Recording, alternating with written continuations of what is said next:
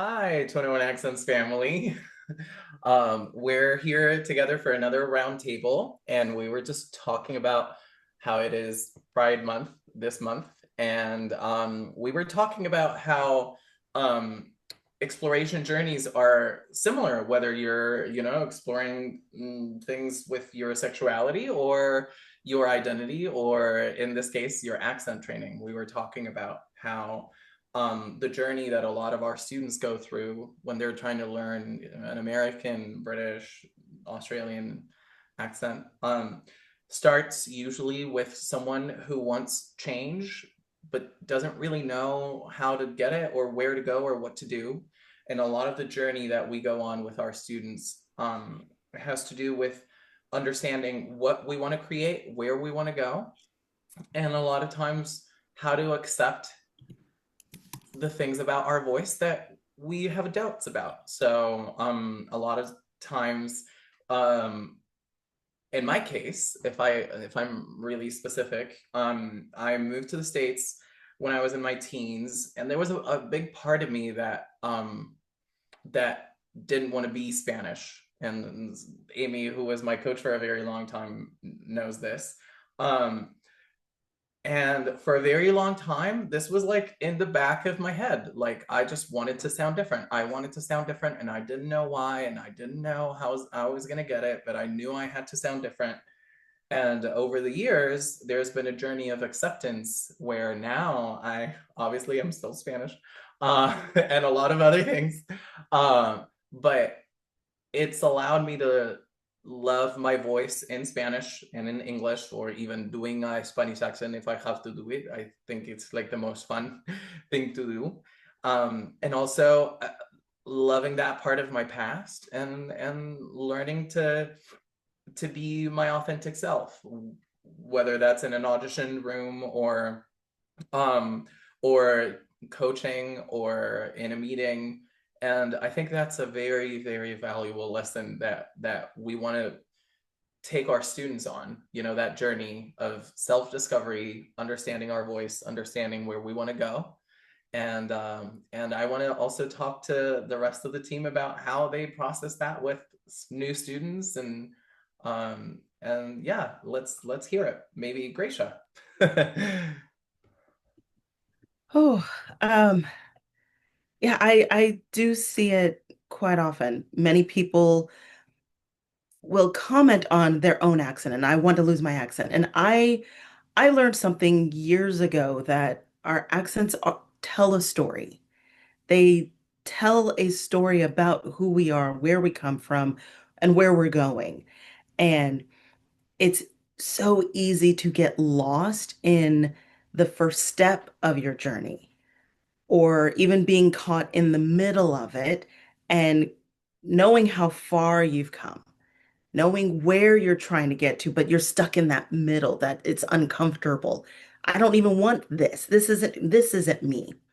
I don't know who I am yet, but I'm stuck right here. And it's it takes a little extra work on yourself to stop and say, I'm on a journey. I'm not done. I haven't arrived yet. Yeah, this isn't where I want to stop. Good. Keep going. Keep going. You don't have to stop right here. Yeah, this is not the fun part. This isn't where you get to play in the sunshine and the rainbows with all the cool kids. No, you just got to keep going. And that's why we are here, because we get to hold your hand and support you and walk you through that journey because you're not alone. Here, you are not alone ever. And yeah, it's easy for all of us to get stuck. And no one has ever experienced this pain and suffering that I feel. That's easy. It's a human. But no, you're not alone. There have been people before. There will be people after. Doesn't matter if it's communication, doesn't matter if it's self-expression, if it's your identity. There was someone who was there before. There's someone who's going to be there after. And we are here to hold your hand and guide you and lead you on along the way the best way that we can, because we've also had our own versions of these journeys, these experiences on in different countries, different continents. Just, yeah, so many different experiences. So you're not alone at all, ever. So, yeah, just love, so much love to everyone here.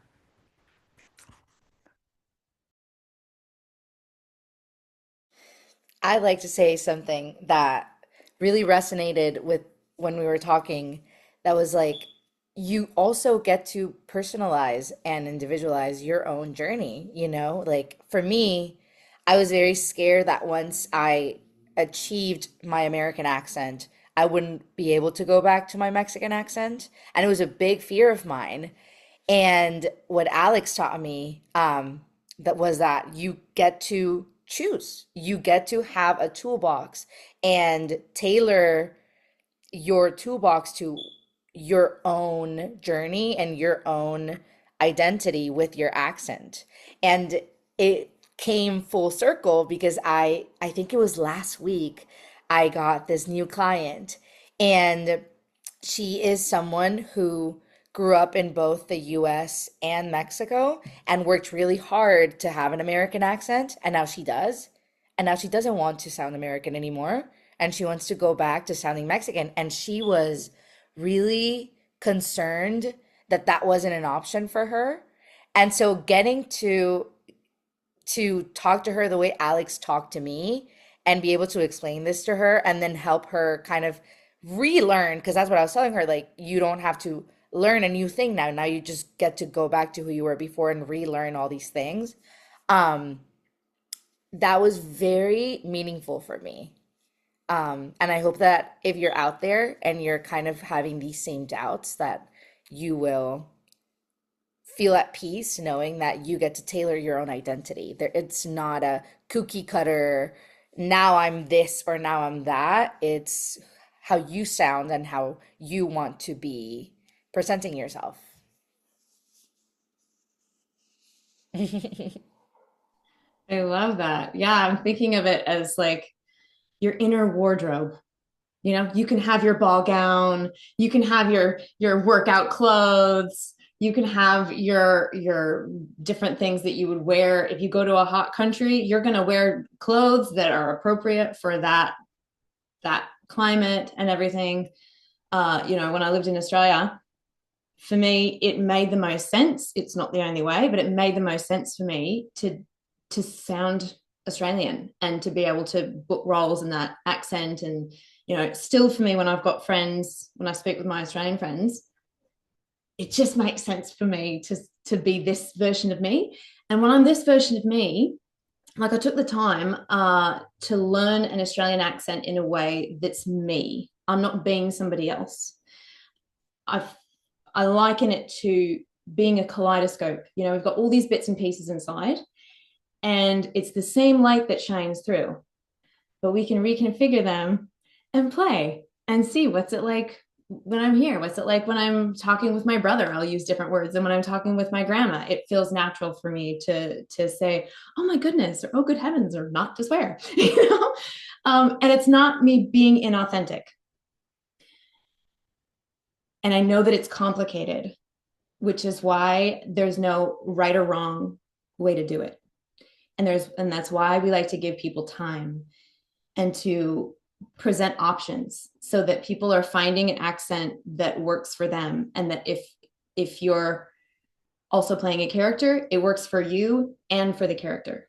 It's your version of the character. There's no one right way. There's that character through your collection. So, as we say in improvisation, we'll say yes, and you say yes to what you're given, and you get to try something else.